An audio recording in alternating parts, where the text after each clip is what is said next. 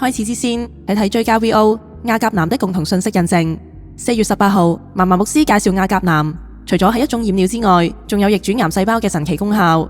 點知4日後，小羅伯甘迺迪就宣布將寫有石油化工原料整出嚟嘅食用色素下架，事關呢啲人工色素會令小朋友患上慢性病，例如過度活躍、自閉，甚至糖尿都有可能啊！哇，1個星期內就出現咗好壞嘅染料噃。好嘅嗰款就對比為世人健康着想嘅嫲嫲牧師，另一款壞嘅就係為咗利益而不擇手段嘅美國啦。嗰班無良商人同官員連小朋友都唔放過，超邪惡，所以美國被神審判都唔抵可憐。小羅伯好嘢。跟住嫲嫲牧師就分析，Trump 同小羅伯好有可能就係無依人嘅代表嚟。原因有2個：一，佢哋敢於揭露美國政府嘅黑幕，咪就係做緊吹號嘅工作，同無依人一樣咯。2，佢哋又查藥廠，又發動關稅戰，危害到唔少人嘅利益，所以合理推測，當佢哋離世嘅時候，全美國都會互相饋贈禮物慶祝。哇，又同啟示錄形容嘅無依人一模一樣啊！而且 Trump 同小羅伯都係全世界都識嘅知名人士。當石安被提之後，由佢哋喺4年任期內向全球推廣石安嘅信仰，都好 make sense 喎。哇，咁交俾佢哋啦。好，返嚟啦。今篇信息分為保密同非保密內容。非保密內容方面，布蘭登牧師又有新預言啦，內容100% 印證嫲嫲牧師嘅分享。Plan X 經已逼近地球，啟示錄第6印嘅審判隨時打到嚟啊！牧師分析，世上有咁多唔同預言，都提醒緊世人要為災難預備。其實呢個係神嘅憐憫嚟，一方面讓願意回應撒種為人預備嘅人賺取最後獎賞，另一方面就係讓不配嘅人都仲有機會執翻條命仔，甚至回轉愛神啊！而石安嘅角色就係喺得着富足之後，為仍然生還嘅人留低最多嘅信息同資源，成為千禧年人類仰望同效法嘅信仰學府。咁我都要努力趕上，事不宜遲，立即睇呢條歌先啦。Part 1，預言印證 Plan X 逼近，大災難即將發生。1，布蘭登牧師嘅預言。布蘭登牧師喺5月5號嘅預言，印證嫲嫲牧師前一日嘅主日分享。佢不單止話7月會發生大災難，仲講到明呢啲災難係因為 Plan X 逼近而引發。預言印證 Plan X 逼近，大災難即將發生。2，珍惜神嘅憐憫，以智慧應對災難。神透過咁多預言家不斷發出災難警告，就係對世人賜下嘅恩典同憐憫。對於一直都肯撒種嘅人嚟講，就係賺取最後獎賞嘅機會；而對於不配嘅人嚟講，就係最後嘅悔改機會啦。Part 2，石安幫助無依人喺災難中重建文明。聖經預言末後教會將會擁有富足，咁係為咗祝福末世嘅人類喺災難中重建文明。當我哋為人預備足夠有達嘅知識、資源同信息，咁就配得成為末後聖殿，為神發放更大嘅榮耀啦。Part 3，第5印嘅祭壇就係西醫嘅手術台。牧師曾經以西醫嘅手術台對比無私嘅祭壇，原來第5印講到祭壇下嘅冤魂，真係講緊西醫。因為新冠疫苗真係害死好多人，所以神就以第6印嘅審判為冤魂討回公道啊！哇，好勁嘅信息，立即逐 part 睇啦。Part 1，預言印證 Planet X 逼近，大災難即將發生。1，布蘭登牧師嘅預言。上星期主日，嫲嫲牧師突然重提 Planet X， 點知1日後，布蘭登牧師都出咗條預言片，內容都講 Planet X 禍。一齊快速睇睇呢啲預言印證啦。1，7月至8月可能發生大災難。布蘭登牧師一開始就提到，基督徒要為7月至8月嘅大災難禱告，印證上星期牧師分享咗幾個預言家都齊齊警告，今年7月環太平洋會發生大地震。2， Planet X 同第6印災難。布蘭登牧師話，當 Planet X 逼近嘅時候，會對地殼施加壓力，影響候鳥遷移，搞亂晒全球氣候，甚至連天上星星都有異樣啊！呢點同嫲嫲牧師講 Planet X 逼近引發第6印嘅災難一樣，即係地震、隕石墜落、山嶺海島離開本位，諸如此類啦。3，太陽異常。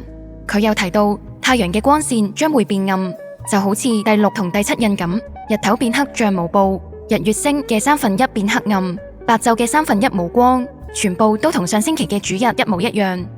4， Legacy 1732 Rise。跟住布蘭登牧師話，神嘅子民大衛將要興起，少壯獅將要興起 ，Rise up, Rise up, Rise up。係啊，佢真係好激動咁講咗幾次。呢度直頭講緊小獅子，而且仲印證埋早一日嘅主日新歌 Legacy 1732 Rise up。哇！5，耶利米書嘅警告。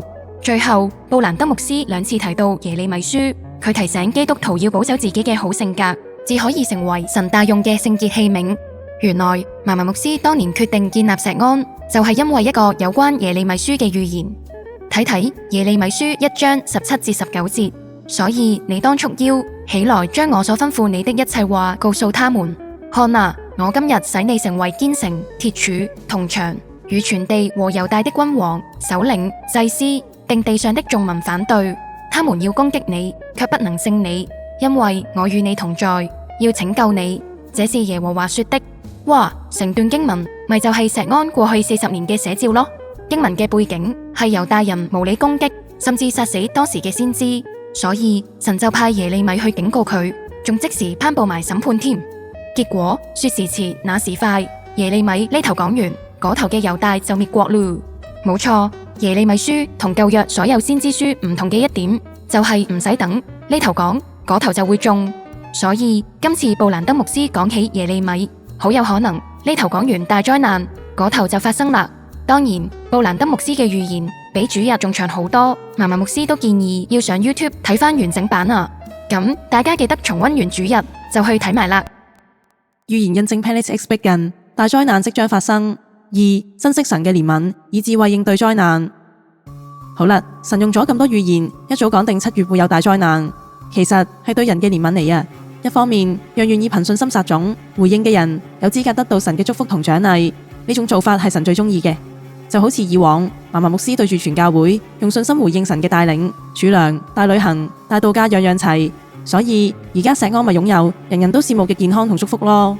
另一方面，神嘅憐憫亦會讓本來不配嘅人聽到預言有回應啦，咁都仲有最後機會保住命仔，甚至因為咁而回轉愛神添。而且最近有咁多預言都係由非基督徒講出嚟，就係神刻意令更多人接觸到災難嘅警告。哇，真係用心良苦啊！當然啦，呢啲到 last moment 只肯回應神嘅人，絕對係虧欠神更多。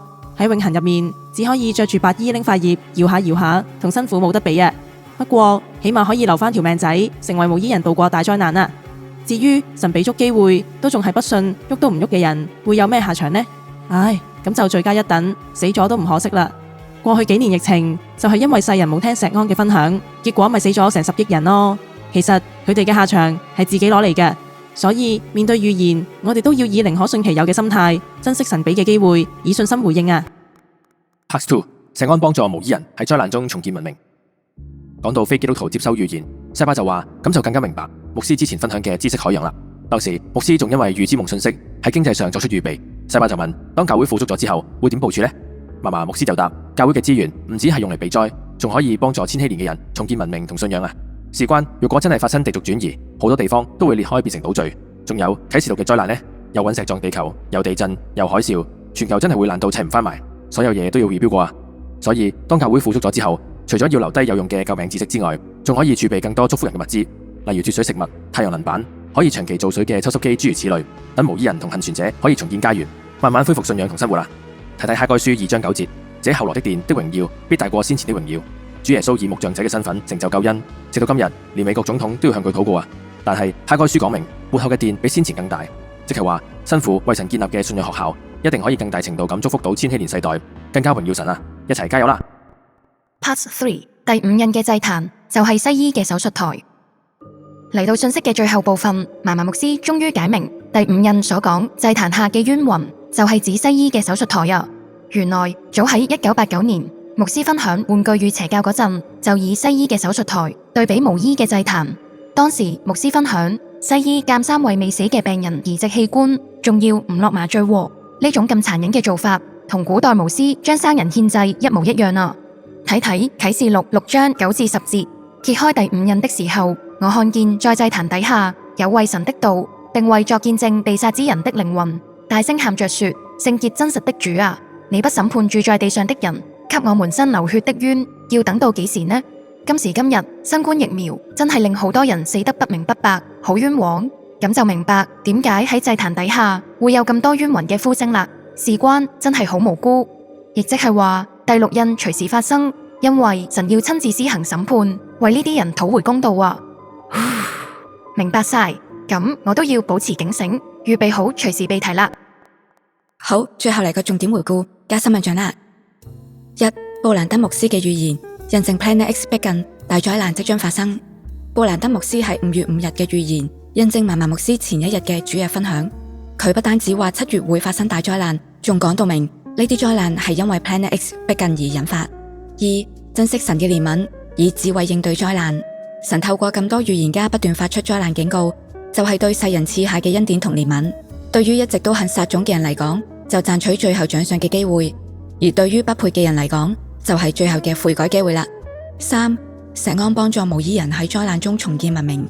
聖經預言末後教會將會擁有富足，咁係為咗祝福末世嘅人類喺災難中重建文明。當我哋為人預備足夠有特嘅知識、資源同信息，咁就配得成為末後聖殿，為神發放更大嘅榮耀啦。4. 第5印嘅祭壇就係西醫嘅手術台。牧師曾經以西醫嘅手術台對比巫師嘅祭壇。原來第5印講到祭壇下嘅冤魂，真係講緊西醫，因為新冠疫苗真係害死好多人，所以神就要以第6印嘅審判為冤魂討回公道啊！衷心多謝嫲嫲牧師嘅分享同提醒。最後我哋一齊宣告3次啦！我要為到第6印嘅災難好好預備，我要為到第6印嘅災難好好預備，我要為到第6印嘅災難好好預備。